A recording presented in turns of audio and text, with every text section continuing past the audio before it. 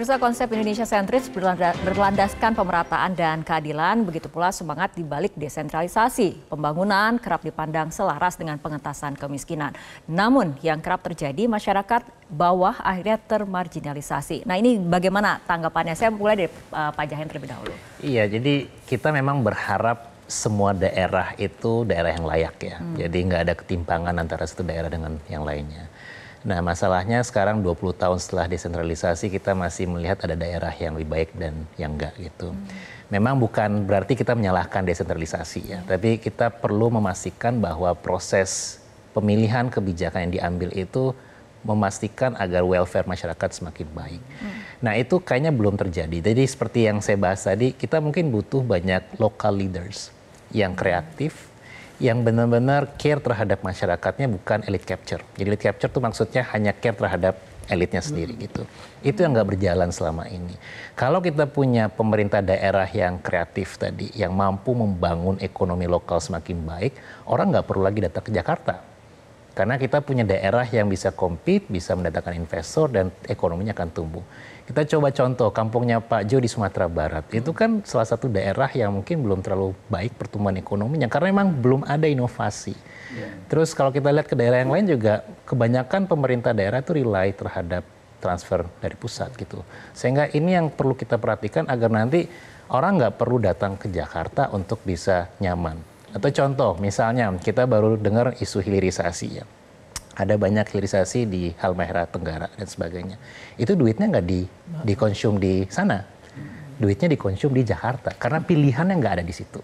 Jadi kita memang butuh memastikan bahwa kalau ada tumbuhnya pusat-pusat ekonomi baru, itu nggak hanya melihat secara spesifik gitu, tapi juga memastikan bahwa surrounding ekosistemnya akan bangun semakin baik.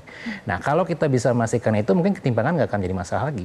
Ya, ada daerah yang mungkin maju lebih pesat, tapi yang bawah nggak akan jauh tertinggal.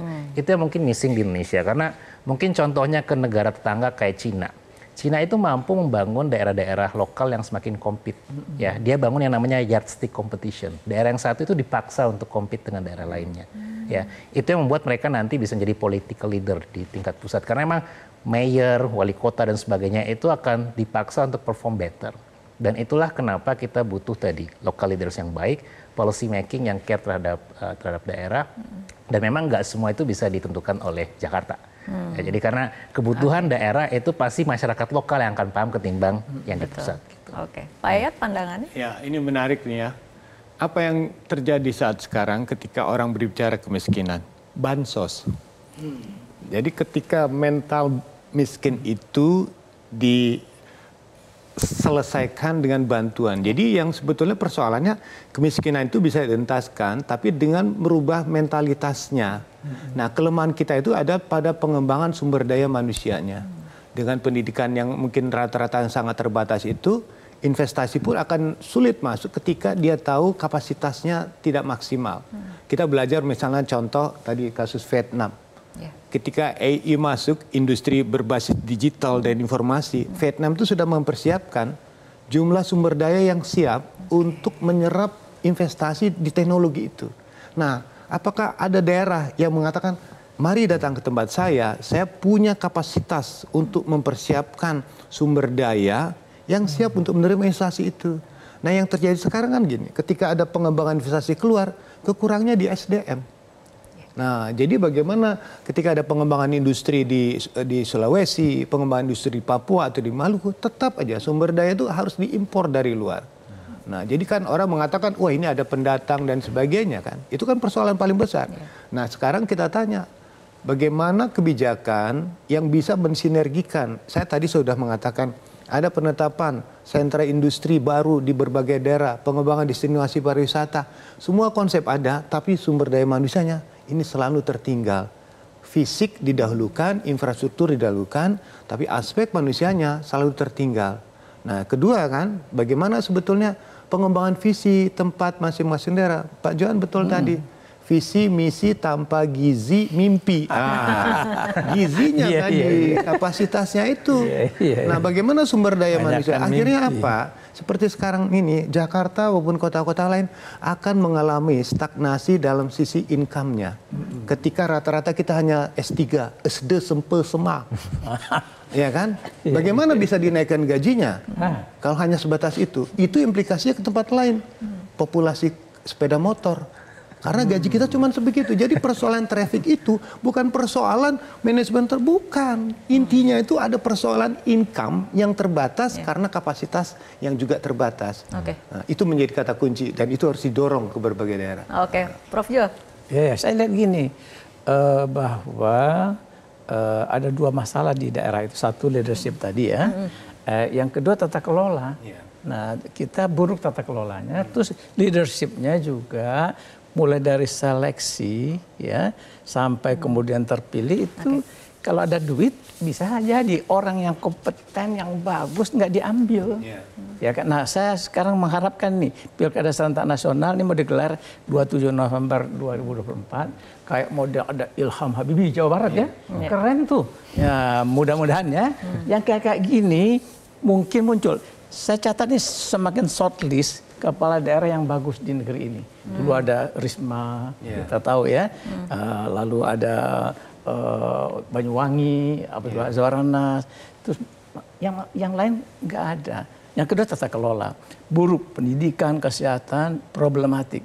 Nah persoalannya bagaimana pembinaan tata kelola itu nggak bisa dibiarin daerah kalau pusatnya diam-diam baik.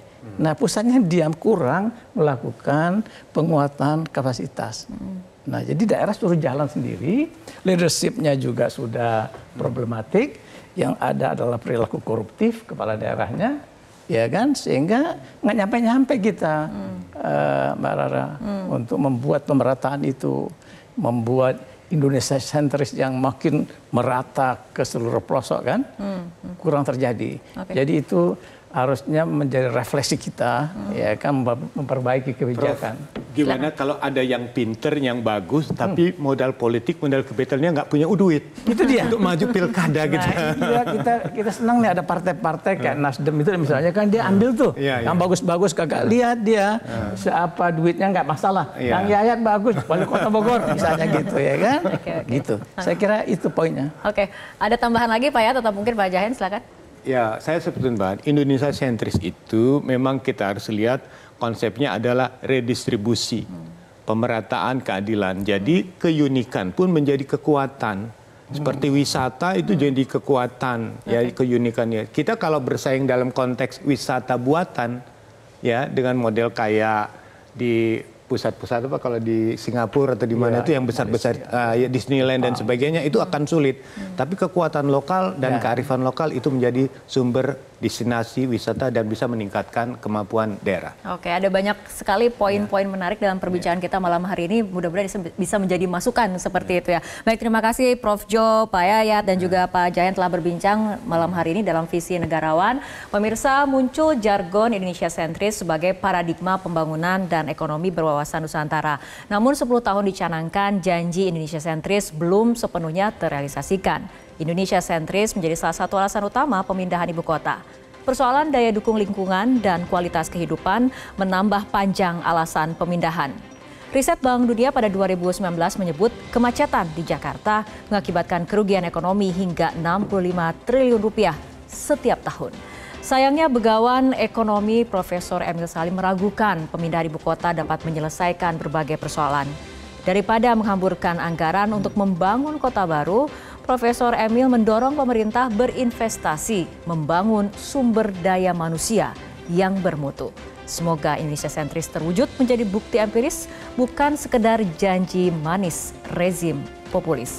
Saya Fitri Megantara, terima kasih atas perhatian Anda. Selamat malam, sampai jumpa. Jelajahi cara baru mendapatkan informasi. Download Metro TV Extend sekarang.